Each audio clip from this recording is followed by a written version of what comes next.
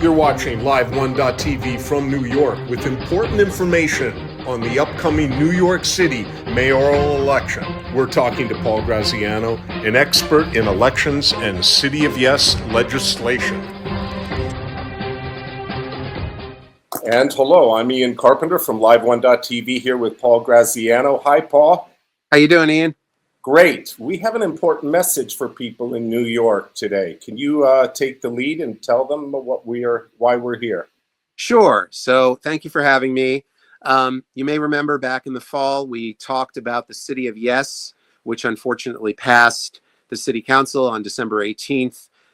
We are actually in court right now. We're going to court on Wednesday, July 16th at 10 a.m. at 26 Central Avenue in Staten Island, which is about 2 blocks from the Staten Island Ferry at the Staten Island Courthouse, where we are beginning to litigate against the City of Yes. And we actually have a pretty good chance of winning this case. We've been working on it for 6 months already, or actually more than 6 months.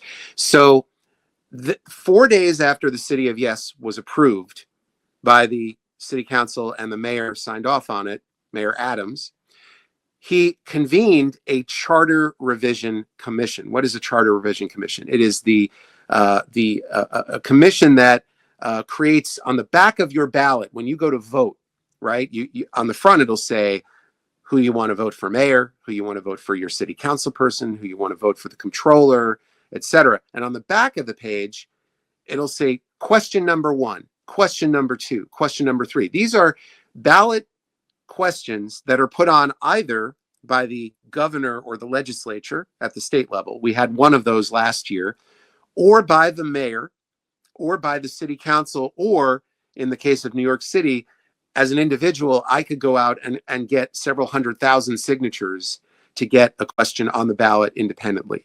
We are not a referendum state, but we are a referendum city. So if there's local issues, we can do this. However, the way it's set up is that if the mayor has his own charter revision commission, it actually bumps the council and individuals from that consideration for that year. So last year, the council tried to create their own charter revision commission to force Mayor Adams to have his appointees be approved by the city council. And so he created a charter revision commission to knock that commission off. This year, he announced this charter revision commission 4 days after the City of Yes was approved. And it actually is totally crazy. It blows up the City of Yes. So again, the City of Yes was created to, quote unquote, have a little more housing in every neighborhood and really mess with all of our local zoning and increase development everywhere, which of course I'm opposed to and many other people are opposed to.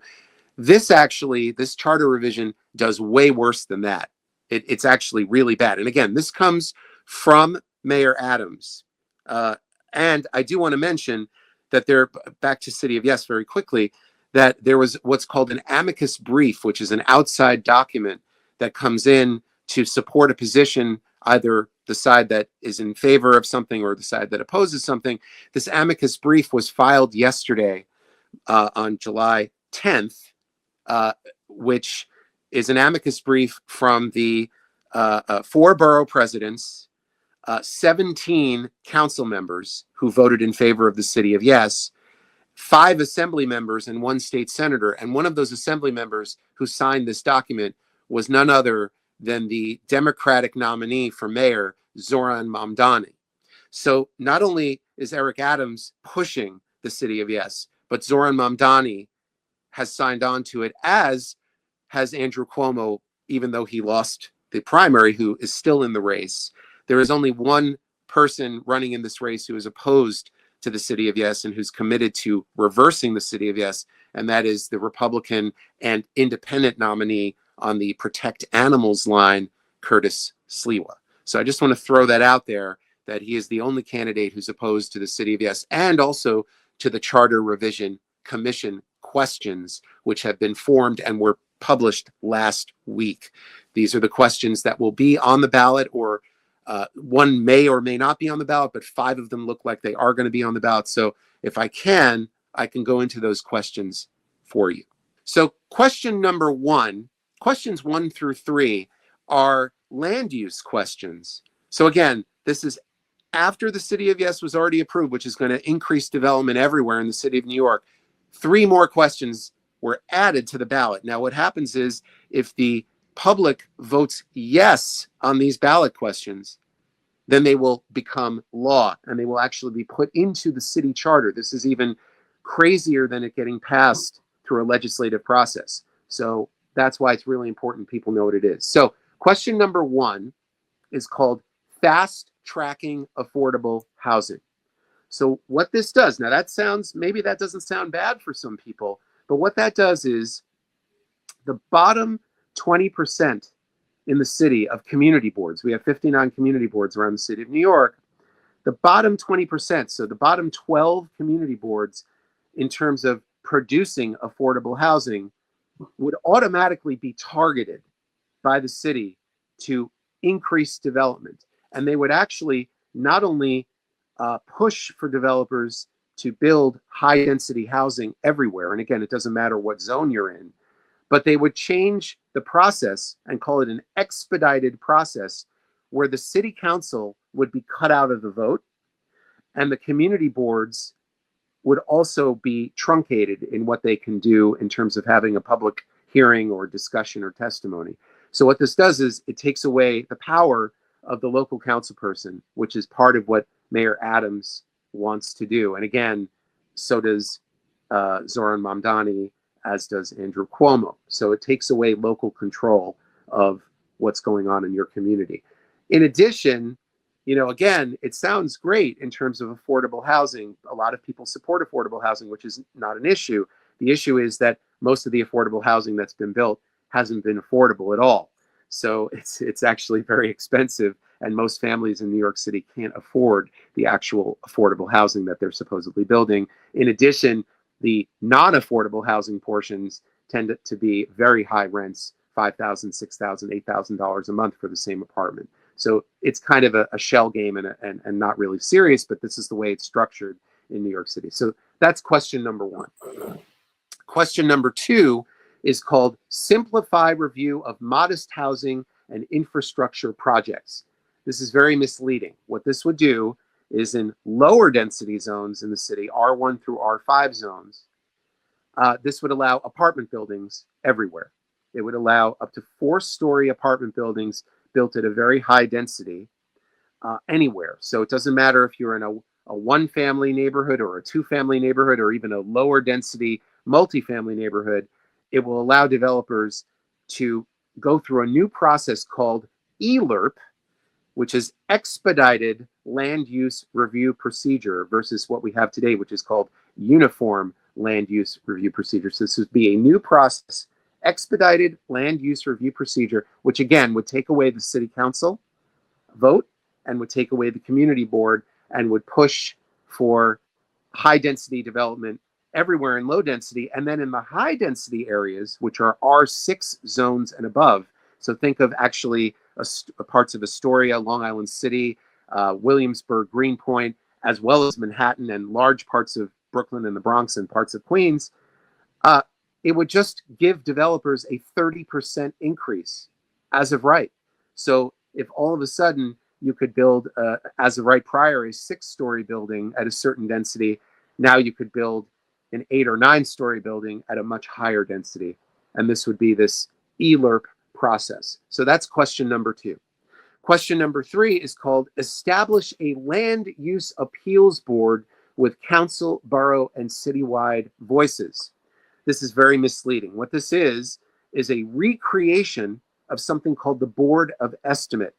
The Board of Estimate is the former government that we had here that was established in 1898. What was the Board of Estimate? The Board of Estimate was a 7-member board that had the 5 borough presidents, the former president of the city council, now the speaker of the city council, and the mayor. Each one had a representative. Once the council and the mayor took a vote on something, the Board of Estimate had the ability to amend or overturn those votes. This was actually found to be unconstitutional by the federal government in 1989, this form of government, because it didn't meet one person, one vote. So they ultimately found it unconstitutional. So that's why we have the government we have today. The city charter had to be amended. And the city charter now allows the city council to have the final say on a vote. So let's say there's a rezoning that happens. It goes through the community board, the borough president, the city planning commission, and the city council. The mayor has a veto, but the city council can override the mayor with a 2/3 vote, which is about 34 votes on the city council. Mayor Adams wants to undo that and replace it with a new quote unquote appeals board. And that appeals board would be made up of a borough president, the mayor, and the city council speaker. And it would be for local projects where right now we have something called member deference, council member deference, where a council member, if they don't like a project, they will say, listen, this is a local project in my district. I'm opposed to it. The rest of the council will respect that because it's member deference, because it's their little kingdom, right? And they would want someone to protect their right to do that in their district. So the council members do this.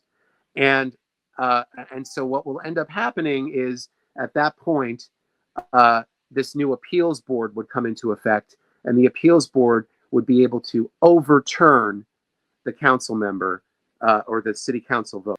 The first three questions are really the land use questions, which are obviously very, very bold.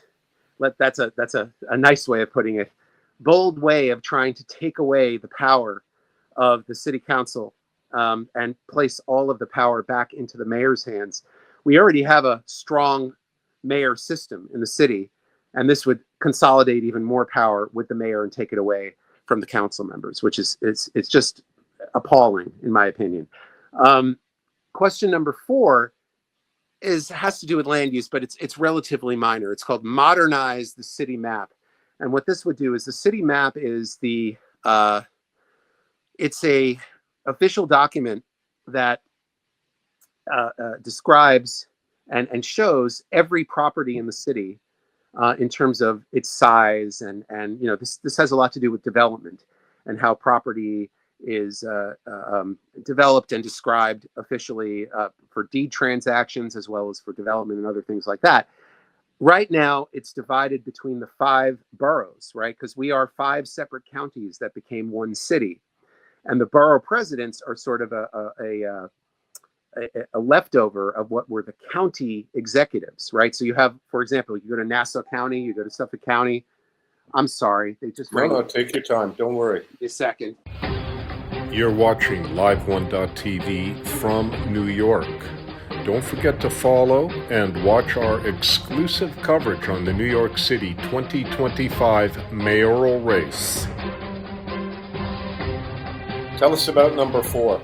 Okay, question number 4 also has to do with land use, although not as dramatically as the first 3, which obviously, as I mentioned, seriously take away power from the city council and put it back into the hands of the mayor, which is a really problematic in terms of separation of powers of government and all of those other things. So question number 4 is called modernize the city map. And the city map is the official designated map that developers use to divide up property, or even if you're not a developer, if you buy a piece of property or a house or an apartment or whatever it is, it's the official map that all land and buildings are on. And it's divided today between the 5 separate boroughs because each borough is actually a separate county, right? And we are a city of 5 counties that became one city. And the borough president actually has something called the Borough President Topographical Bureau.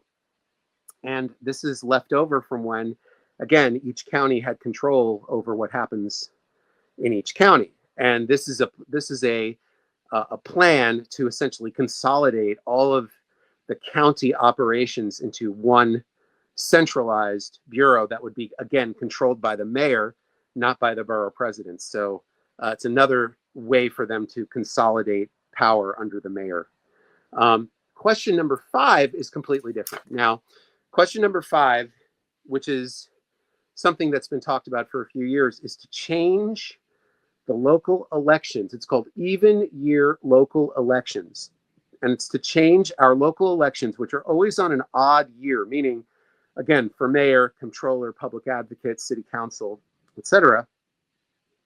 They want to move it to the presidential year. That's when they want to move the elections to. Now, what this would do, it would change things quite a bit, because their argument is, well, we have such terrible turnout during our elections. However, this will cause the mayor's race and the council races to be folded in, while there's also a presidential race, races for Congress, races for Senate sometimes, races for state Senate, and races for assembly. So you're talking about a huge slate of local, state, and federal candidates all being voted on at the same time, as opposed to having, like, think about what's happening this year. There's a huge amount of publicity and focus on the mayor's race, only the mayor and the city council races, because that's the only elections that are occurring right now. So once you move this to the quote unquote even year time, you're going to lose that focus, because people are going to be focusing on the presidential race. People are going to be focusing on Senate or state assembly or state Senate, etc. And you're going to lose a lot of that focus on the local races. So that's question number 5. And then there's a potential question number 6, which is for open primaries. Open primaries are different than the system we have today. Today, we have a system of party primaries, right? So we just had the Democratic primary, where you had 11 candidates running against, well, 8 serious candidates plus 3 other candidates who got on the ballot, but were not exactly competitive. But 8 serious candidates plus 3 other candidates who are all competing against each other in the Democratic primary. And we also have something called ranked choice voting that was approved a number of years ago. The first time that was used was in 2021 for the mayor's race. So what that does is it takes those 11 candidates that ran, and whoever came in last, their votes are redistributed based on who they put, if they ranked it 1 through 5, right? A lot of people don't rank at all. Some people only put 1 and 2. There's nobody's forced to rank. But it's, to me, I don't particularly like the system, but this is the system that we have today. What this would do is it would take away party primaries, and it would replace them with what's called an open primary. So any party could vote, and any person in any registered political party could vote during that primary, right? So you could have Republicans, Independents, Democrats, Working Family Party, Conservative, whatever people's political affiliation or non-political affiliation is, they would be able to run in the same primary. They call this a jungle primary. That's actually I didn't make that up. Somebody else, they've been talking about that for years. There are other cities that do this. The thing that would be weird in our situation is if you put that into effect, and then there's ranked choice voting on top of that, right? So now you're talking about a non-party primary, and then after that primary vote happens, then you have ranked choice on top of that. This is going to guarantee that it becomes much more than a popularity contest. It's really in my opinion, you either have to have the non-party primary or ranked choice, not have them merged together. But this would also pretty much guarantee that there would be no chance for anybody who isn't a Democrat to win an election in New York City, which I also find kind of appalling, because again, we're supposed to be a multi-party fusion system where you have small parties and big parties and people who can file for independent lines, like Curtis SLIWA did with Protect Animals, or Andrew Cuomo did with Fight and Deliver. Eric Adams has 2, although he's only allowed 1. One is called Ending Anti-Semitism, and the other one, I forget, is Protect and Serve or something like that. My point is, we have a system in New York State government that is a fusion system. It is actually my belief and the belief of other parties, in fact, that the Working Families Party announced this 2 days ago, that they would go to court, that it is actually unconstitutional to put forward an open primary system, because that would take away the ability for small parties to influence the process, right? Because now party affiliation doesn't matter. And again, this is baked into the state constitution, fusion political process. So those are the 5 and possibly 6 questions that will be on the back of your ballot on November 4th. And let me be clear, questions 1, 2, and 3. And again, by the way, the person who's putting all of this forth is Mayor Eric Adams. Nobody else put this forward. This is his commission. He picked everybody. If you got my email blast, I actually have a section and there's a link to the actual video, which you're welcome to add that link to this discussion, Ian. And he very clearly lied to the person in the audience who asked a question of him at a town hall last week, where they said, well, what role did you have putting this together? Oh, I only picked the people who are going to be on the commission. I didn't come up with the questions. This is nonsense. This was his agenda. These are his handpicked people. He gave them instructions as to what to go forward with. And this is what he went forward with. Again, to punish the city council, take away their power and their ability to act as a legislature. Whether you agree with the council or not, to take away that separation of powers is very dangerous, especially in a city like New York, which is the biggest city in the country with huge monetary real estate interests and business interests that us as normal citizens don't have a lot of control over. The council is a stop. It's a check on the mayor's ability to do things. And that link for the video that I was saying, town hall video that Eric Adams was out in Bayside, Queens about a week ago, that link is on there, and you could include that link in this video so people can see the exchange for themselves. I will say this, if anybody would like to respond to the city charter, you have until July 15th to send in testimony. There is a link that is available, which should be on your screen or wherever the host will be putting it. But that link, you have until July 15th to make your voices heard, which is important. That being said, the most important thing is these ballot questions are going to be on the ballot in November. Turn over your voting ballot. Make sure you see these questions. If you are opposed to these questions, make sure you vote no. Do not just ignore it.